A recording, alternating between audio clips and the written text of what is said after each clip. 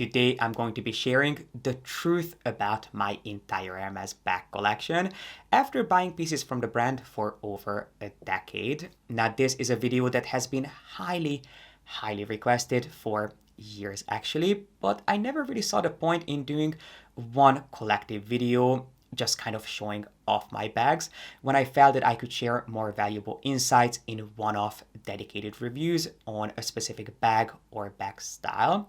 But I feel like I have come up with an approach that will satisfy everyone, those looking for a genuine review or maybe an update on my experience, and also those who would like to get a nosy peek into what pieces I have been picking and choosing.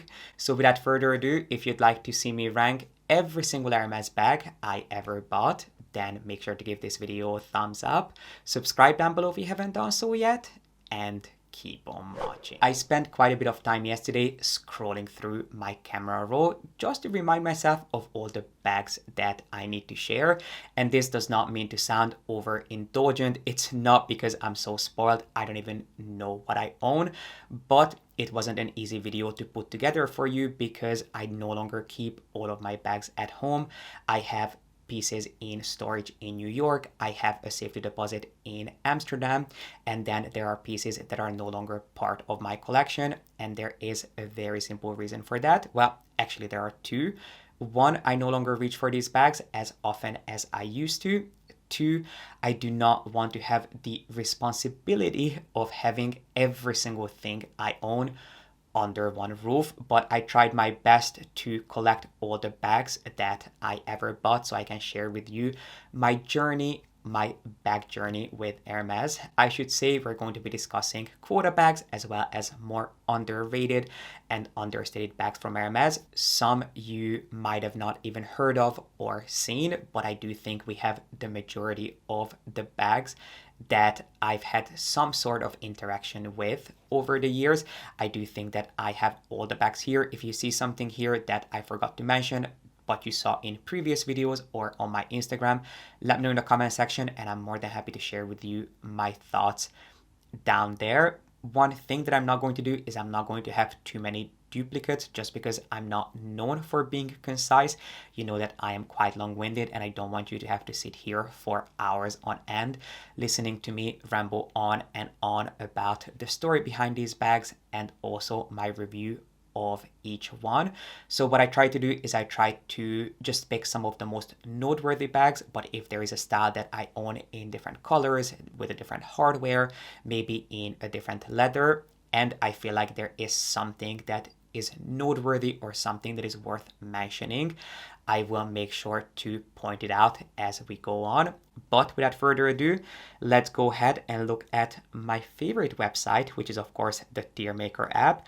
I'm going to start screen record just so you can see everything that I see.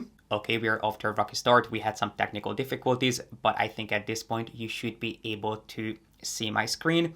You know the drill by now. We are using my favorite Tier Maker app. On top, we have Holy Grail. These are some of my favorite pieces.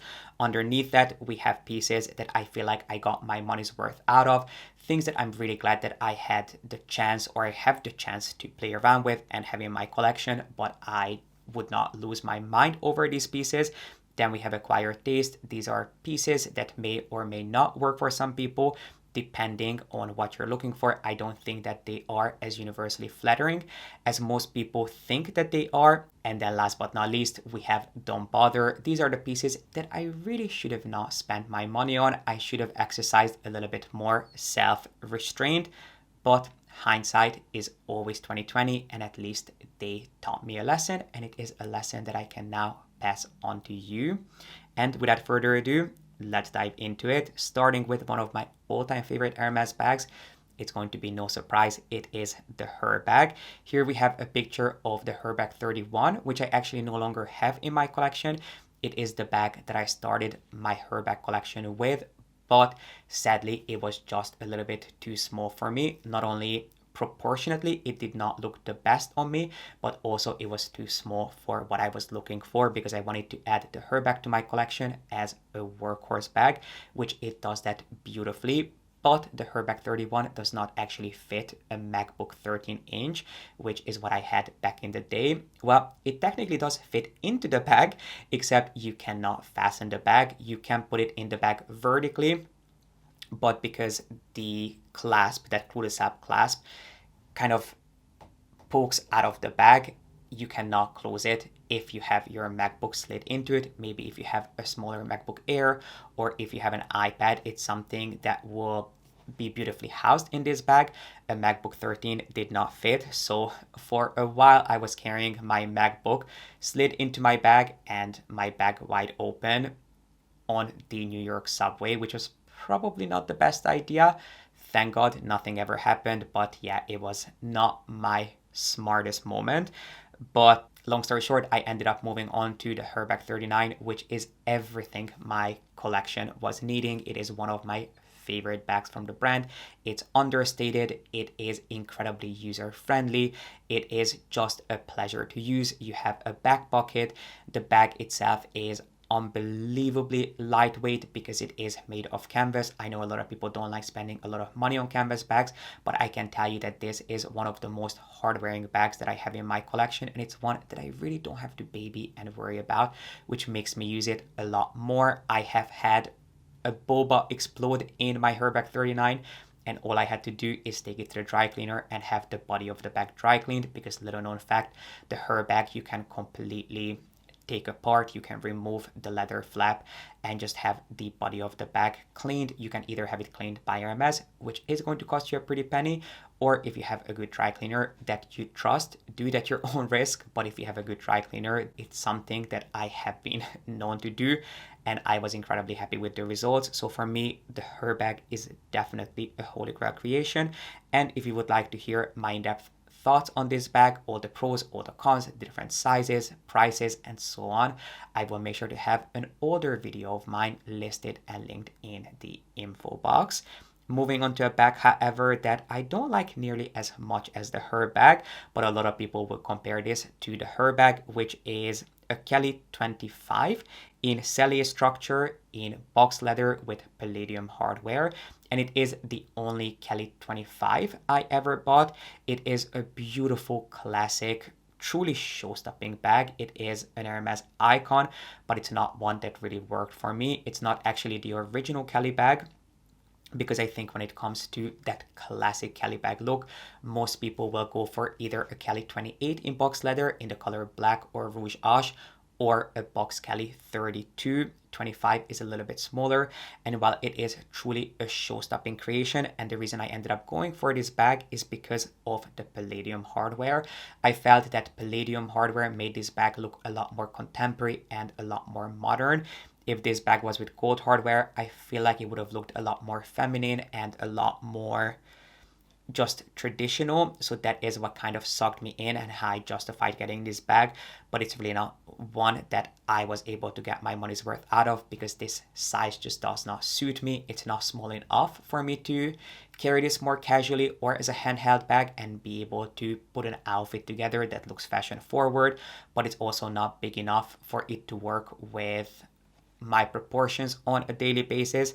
So for me, sadly, while it is a stunning creation, it's just really not something that suits my aesthetic personally, especially because it is in a cellier structure. It will always look smaller than a bag of a similar size in retorn wood, just because of how polished and clean it looks. So for me, I think it is an acquired taste, because it would definitely work for some people, but it's just not something that worked for me because of my proportions and because of my style personally. A bag on the complete opposite end of the spectrum. I mean, I couldn't have picked a more different bag if I tried. This is different in price, in size, in texture, in feel, in look, in what this bag will add to your collection, in what occasions you'd pull this bag out for, which is the grooming bag. But believe it or not, this is not technically a bag. It's not, at least in Hermes's bag line. It's part of their equestrian collection, and it is kind of their take on a duffel bag for the true equestrian. As the name suggests, it was designed for horse grooming. So equestrian would have an easy to use, really hard-wearing bag that they could carry to the stable on a daily basis with all their essentials, and that's really how it was built. It's made of water repellent, incredibly hard-wearing canvas. It has all these external compartments. I think you have 2 pockets on each side. You have a front pocket, you have a back pocket, and then the bag is incredibly large. I mean, this is one of those Mary Poppins bags that will fit anything and everything you can think of. It does have a removable liner, which you can actually put in the washing machine. There is also a really thick, chunky, unbelievably substantial crossbody strap. If you are looking for a true workhorse bag, quite literally, this would be a great one to add to your collection. And it is, I was going to say it's reasonably priced, but to be really honest, it's on par with the price of the Her bag, but I feel they would add very similar facets to your collection, except the Her bag is slightly more refined, whereas the grooming bag is definitely a lot more casual, and the grooming bag is a completely open construction. I think there is only just a snap closure on top. Again, it is a bag that I have a dedicated review on, but for me, you know, it is not a holy grail because I don't think as many people would enjoy this as the Her bag. I genuinely think that every single person could find a place for the Her bag in their collections, whereas the grooming bag might be a little bit more tricky just because of how restrictive the sizing is. It only comes in a one size, which I think is just around 40 centimeters, and I can see how it would be overwhelming on a more petite person. I think you could still use this as a duffel or a travel bag, but because of that reason, because of the fact that it only comes in a couple of different colors and in a single size, well, there is the grooming bag tote bag, and then there is also the backpack, but still not much better. Because of that, I would say that I personally got my money's worth out of it, and it is a great bag in my opinion, but I don't know if it's going to be everyone's cup of tea. And somehow I also accidentally picked up the Birkin rug. So let's just move on to that bag, which is by far the most beautiful, most unique, most show-stopping bag I have ever seen. Full stop. To me, this bag is more special than a Himalaya, even a rare exotic. This to me is the coolest, boldest bag Hermes has ever done. I love every single thing about this bag. Sadly, it's not something that I have really been able to use because I just don't go places where this bag would be appropriate. Not to mention that a Birkin 25, sometimes I struggle with styling. The only way I personally can carry a Birkin 25 is handheld. I can grab it by the body of the bag and use it as a pochette. I think it looks silly on me when I carry it by the handles just because the handles are so incredibly tiny, and so it's not something that is truly functional in my collection, but it is a gorgeous bag. And one more detail that I have to point out is that this bag is made of one of the most delicate leathers out there. It's made of volupto leather, which is so incredibly delicate. I think I showed this in my original unboxing. You can run your finger across this bag and that will pretty much leave a mark behind. It is incredibly delicate, but purely because of how unique it is. I mean, I love the fact that it comes with a shandong charm. I love all the zip pockets on the outside. I also love the fact that the lock on this is wrapped in leather. Because of that, it has to be a holy grail, and I consider myself so incredibly fortunate that I've had the chance to add this back to my collection because it is truly one of a kind. The last Hermes bag that I actually bought for myself for my birthday last year is this one, which is the Kelly Elan in the color bamboo in chef, which is very much out of my comfort zone. This bag is kind of the odd one out. I mean, just look at this lineup. There are very few bags in colors. I mean, that's on purpose. Yes, I do own very, very few Hermes bags that are not black, but I wanted to obviously go with my favorite color, and whenever I thought of these bags in my collection, black was always the first color that came to mind. But it is kind of a fair representation of the color distribution in my bag collection. But this bag was out of my comfort zone for more reasons than one. Number one, it's in chèvre, which is goat skin. I know it's a leather that a lot of people love, and it does have plenty of pros. It is hard wearing, it is scratch resistant, and it absorbs color beautifully. So if you truly love an eye-catching, beautiful, rich hue, chèvre is the best color to go for because it will translate color beautifully. But I am personally not a big fan of the tactile feel of chèvre. To me, it feels a little slippery and almost kind of slimy. Not that it leaves a residue behind, it shouldn't at least, but that's kind of how I feel about this bag. But I really wanted to get something different, something that I wouldn't have considered in the past. And while it is definitely a show-stopping bag, it's not really something that worked for me. I did not really get on with the size, with the structure. This is a bag that you can either carry handheld, or it does come with an extremely short shoulder strap, which allows you to carry it under one shoulder. Although I don't think that's a detail that was really well thought out, because of course you do have the Kelly twist closure, and if you're going to carry this under your arm, you are going to have some issues with the Kelly twist closure digging into your arm, or if you turn it around, into your back. So you either have to have the bag in the front or very much pushed to the back. So I don't really think that it is the most user-friendly bag in that way. If you own this bag, please let us know your thoughts in the comment section. I would love to hear from you. One thing that I do have to say, however, is that this bag fits a surprising amount. You wouldn't think considering how thin this bag is, but it is quite elongated. So if you are clever about how you position your things in there and you are willing to negotiate for space, it is actually a bag that fits quite a bit. I mean, I would say that it fits at least as much, if not more, as a Kelly pochette, which is the next bag that we'll move on to. But personally, this is a style that just wasn't for me. It might also be because of the leather and the color. Maybe I have pushed my comfort zone a little bit too far. Maybe I have stepped a little bit too far out, but it's just not something that really worked for me. And again, it's not one that I would consider adding to my collection again. A Kelly pochette, however, I would buy in every single color if I could. To this day, it is my favorite style from Hermes, but it has become impossible to get your hands on, and I discussed why that is in a recent video of mine. If you'd like to find out why you cannot get a Kelly pochette directly from the store, make sure to check out this video of mine. But it is an incredible creation in my opinion.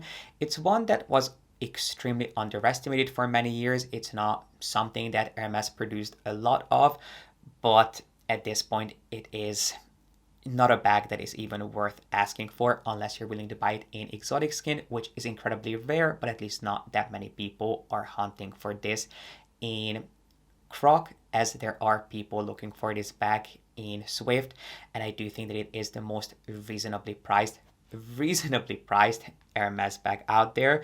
Not to mention that it is unbelievably user friendly, even though technically it's only a few centimeters bigger than a mini Kelly. I would say that it probably fits twice as much as a mini Kelly would, just because of how effortless and easy the user experience is. Obviously, the big con is that it does not come with a shoulder strap. So if you enjoy the option of having a shoulder strap, this is not a bag that you will look at. But I think it would actually look quite silly with a shoulder strap, because this bag is so soft, so malleable, and so just squishy that it really looks best when it's being worn just very casually under your arm or in your hand. So in my opinion, it is a true holy grail. We've looked at a Birkin, we've looked at several Kelly bags, and now it's time to move on to the third member of the Hermes Holy Trinity, which is of course the Constance. This was my first Constance 18, not my first Constance bag, but my first Constance 18. The Constance 24, which is the bigger of the Constance collection, did not work for me, so I wanted to add a Constance 18 to my collection, and I was able to do that back in 2021 and then also in 2022. But the bag that I prefer, or I should say the leather and the color that I prefer, is the Constance 18 in black box leather with gold hardware, which is really a breathtaking creation. Now, a lot of people used to consider this bag quite a formal one, which I never really understood, because yes, it is a smaller bag, but the shape and the structure to me does not say elegant and formal in any shape or form. This bag to me feels incredibly casual. A lot of people don't like this bag, including myself at this point, because of the large in-your-face age closure on the front, which is just the name of the game when it comes to the Constance. You either love it or hate it, but when it comes to this particular bag, the contrast of gold and black is so stark that it's really just kind of an in-your-face bag. Not to mention that box leather has this beautiful high shine gloss to it that again will make it quite eye-catching. So it's certainly not understated, but it looks genuinely like $1,000,000, and it's something that I got my money's worth out of. But is it something that I would recommend that you have in your collection? I would honestly put this under acquired taste, and this really goes for the entire Constance range. While I do think that there are plenty of people out there who could get their money's worth out of these creations, I think it can be a hit or miss. But I am incredibly excited for the new Constance to launch, which does not actually feature a metal hardware. Well, there is a metal hardware, but the hardware is actually wrapped in leather, and it's wrapped in the same leather and color as the body of the bag, which I think will make it slightly more understated, which I am incredibly excited to play around with.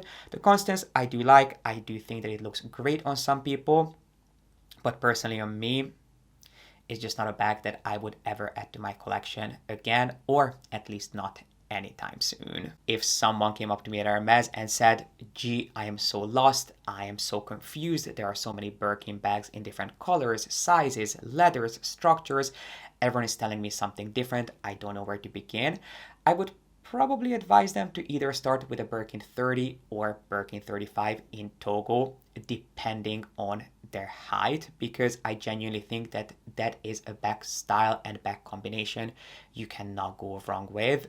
Contrary to popular belief, Birkin bags were not designed to be a status symbol or to be something that you have to protect with your life. Quite the opposite. They were made of the finest materials by the very best craftspeople, not to show off or to be conveying the fact that you can afford these bags, but just so they could withstand the test of time and they could accompany you through whatever you're going through in life, and that they would become your companion for life. They were pieces that were meant to be with you every single day, and they were supposed to support you rather than requiring you to support them. So that has shifted quite a bit, probably because of the demand and the scarcity of these bags, and of course the insane price tag. But I feel like adding a Birkin 30 or Birkin 35 to your collection in Togo would mean that you could genuinely use, abuse, and enjoy these bags. And for me, the very first bag that I was able to do that with was my Birkin 35 in black Togo with gold hardware. This wasn't my first Birkin bag, but it was my first Birkin that I truly felt worked for me, especially in this color and in this color combination. It is truly just a classic, timeless piece that I know I could always rely on, and it is truly a masterpiece in my opinion. Moving on to a bag that I really cannot remember the last time I saw in person, in store, or even online, which is the G.P.S clutch bag. This is a bag that at this point is exclusively available in size 29, even though it has been around in several different sizes and even iterations. This is a bag that first launched in, or first was produced, I should say, in 1975. And it was a gift from the Hermes family to someone who was marrying into the iconic family who, of course, owns Hermes. This was designed as a wedding gift, and then it ended up making its way onto shelves. And as I mentioned, it has gone through several iterations. It was available in smaller and larger sizes.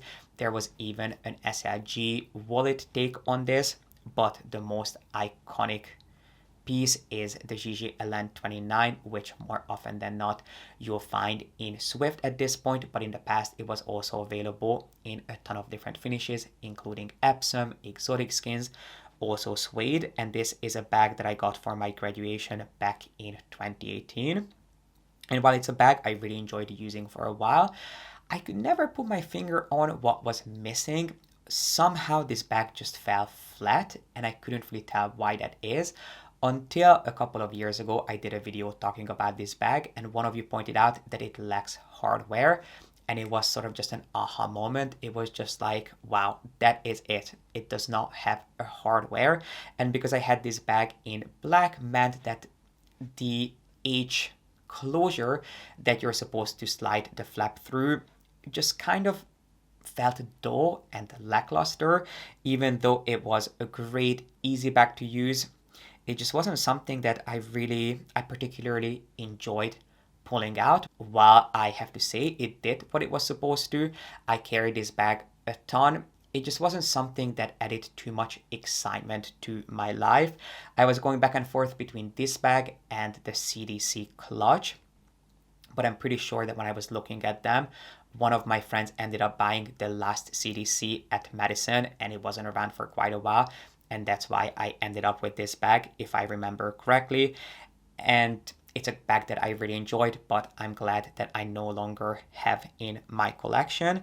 I don't remember, why did I sell this? I remember selling it, but I can't tell you why I did that. But long story short, it was a great bag, but I do think that it is an acquired taste. I do think that it will work for some people if you like a clutch bag that really fits a ton, something that is just really effortless and easy. This is a great bag to go for, especially in exotic skins. I still really like this bag, but it's certainly not something that I would consider personally repurchasing. And the same goes for Birkin 40s. My very first quota bag from Hermes was a Birkin 40. It's not the very first Hermes bag I was ever offered, but it was my very first bag, and I was adamant about getting that bag in black Togo with palladium hardware, and I had some very selfish motives for that. I wanted to get that bag with palladium hardware, which I probably wouldn't do now, but the reason I wanted it back then with palladium is because I wanted to get a silver chain from Chrome Hearts to put on that bag as an accessory, and this was way back in the 2010s, way before the Labubu over accessorizing trends. Not saying that I am the one who started that, it was Jane Birkin herself, and I'm not even the one who came up with the Chrome Hearts idea to put that chain on that bag, but it was something I was really into. And you know what's funny about that is that now I'm looking at the Birkin Rock and it's kind of the same idea, but here I don't have my very first Birkin. Instead, I have a Birkin 40 here, which I got shortly after. It is in the officier finish, which was in blue encre with Bordeaux lining and a Bordeaux stripes on the outside, which was a huge waste of money, but I was kind of in that phase of collecting Birkin 40s, and this was a special take that came out shortly after I got my first Birkin 40. This is a style that was available in a handful of different colors in pretty much every single size of the Birkin.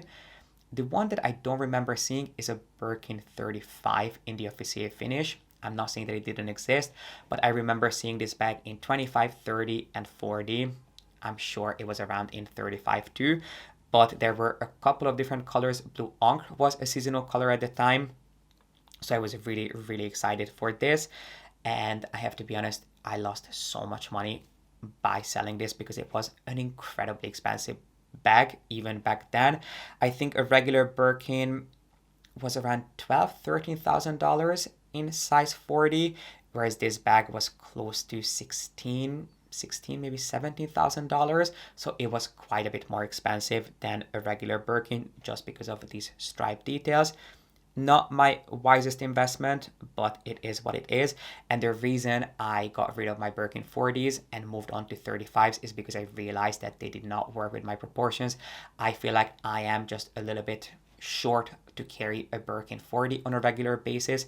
It was just overwhelming. It felt like I was swimming in these bags, not to mention that they were unbelievably heavy. I mean, a Birkin bag you're not buying because of their feather weight, but you can imagine that the bigger you go with the bag, the more heavy it's going to get. And because these bags are essentially a bottomless pit, you can really pack them, and the more you put in there, the more heavy they become. So it's not like they are just heavy to begin with, but these are bags that accommodate for everything, including the kitchen sink. And trust me, I took advantage of every single inch of these bags, and they became a proper workout carrying around New York. So I wouldn't say don't bother, because I do think that it is, well, to be honest, I would say don't bother with the officier style. And even with the 40, I think there are very few people who can pull off this size, unless you're really tall or really broad-shouldered.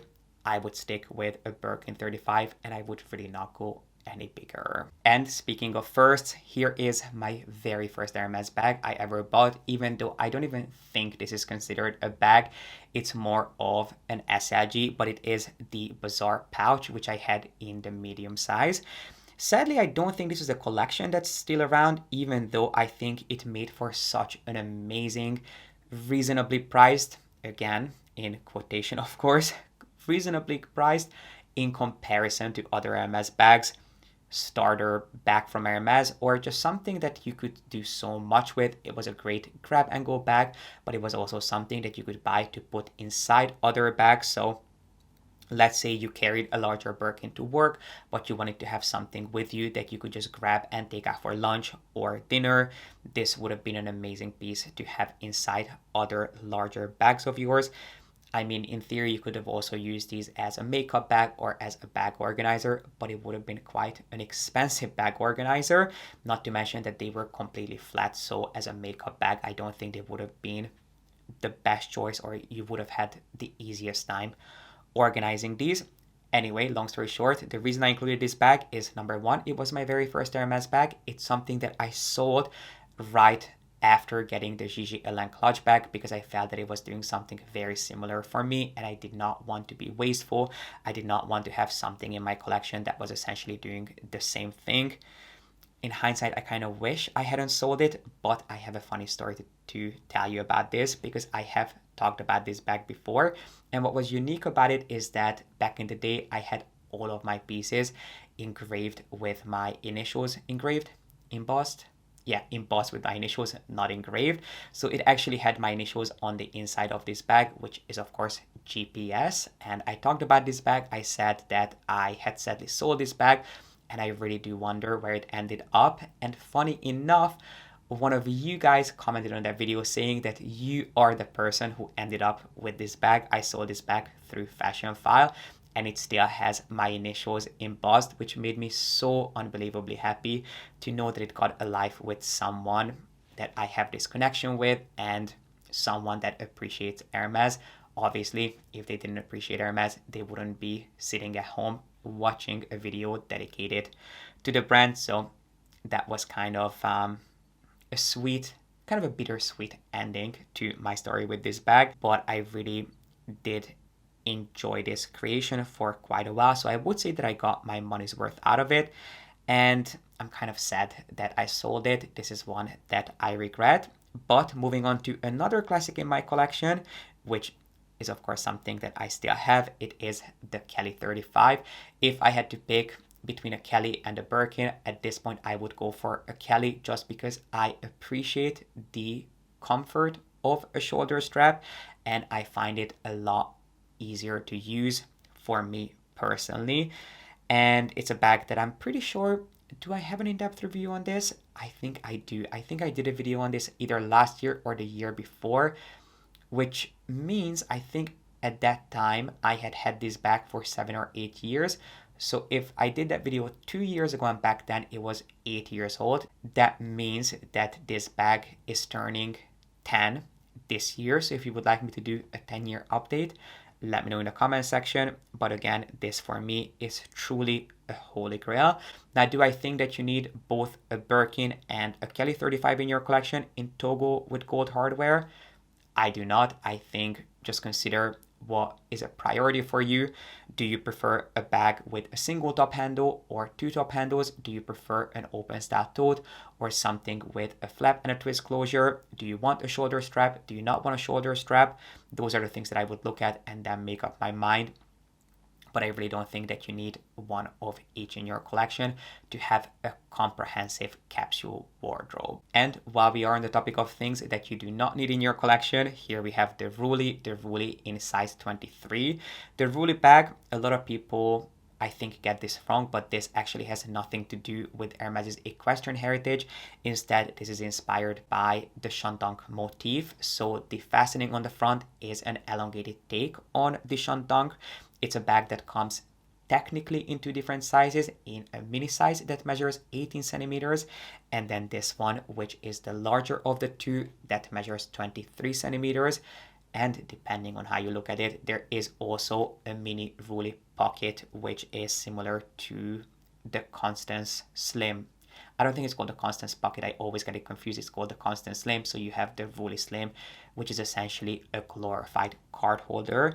Now, this is a bag that, don't ask me why I bought. I never really got on with this bag. It's just not something that worked for me. I did not like the proportions. I did not like the shoulder strap. It did not work for me. It was way too boxy and bulky for me to carry this as a crossbody bag. But on just one shoulder, it looked kind of out of proportion, out of balance, out of place. I don't even know how to explain it to you, but this is just not a bag that looked great on me. And I also found it such a pain to use. In theory, it should be a lot more easy to get in and out of than a Constance, because on a Constance you of course have the H fastening that you kind of have to press and pull, whereas this, you just have this large flap that slides underneath the Shandong inspired fastening. But because it's so wide and so just kind of soft and there's no structure to it, it can be quite annoying getting it underneath the closure. I don't know, there's just something unrefined about this bag for me personally. Even though in theory I should prefer this to the Constance, I really do not. And also, I've never seen anyone who was able to make this bag work, not by their own fault, but because of the shape of this bag.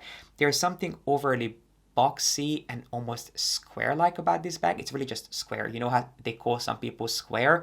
I don't think anyone should be described as square, but this bag could be. It just looks a little awkward in a weird way, and it's also way too expensive for what it is. It's a bag that you'll most often find in either Evercolor, Evergreen, or Swift, and I'm pretty sure last time I saw this bag it was just under 7,000 euros and around $9,000, which to me is just way too much money to spend on a bag that looks just so odd and kind of awkward.